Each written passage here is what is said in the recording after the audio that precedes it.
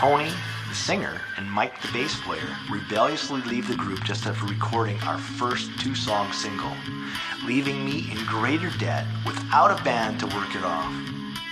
Robert finds these great guys who have a printing company called Wurds and Inc. and do all of our printing of the cover and our promotional materials and the band photos of our new members so that we can put the record out once 1,000 copies of the record got back from the pressing plant.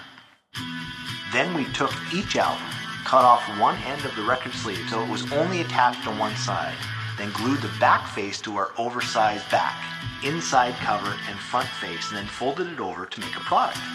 Unique as it had a cover that flipped open like a book, and a design that went around the front and into the back with the lyrics. Inside was the story of the band and all of our thank yous to the people who got us here, with the record easily accessible when the album was opened.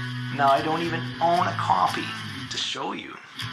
As I mistakenly sold my last 10 to a collector, we learned a lot, and we need to produce more of these memorable things going forward. Wayne the drummer and Robert hand distributed their first single across Alberta in Edmonton, Red Deer, and Calgary and put up 10,000 flyers. Robert decides it's better to move on and builds his home demo studio rather than travel around and attempt to collect the single sales, as it will never amount to anything more than what the studio charged for recording. I think, disillusioned by distributing something from a band so broken, embarrassed by it not being our best effort. Later I was contacted by a collector in the southern US who discovered a scratched up copy. How did the record ever make its way there? Willing to pay $20 a copy, all I can find is 10 copies sealed and in mint condition. Unfortunately, I discovered too late these are my personal 10 copies. I must have thrown out the rest. About 500 plus records in Edmonton. I had no room to move all the things to BC in my van, and my mom didn't want a house full of stuff. I chose my daughter over my music past.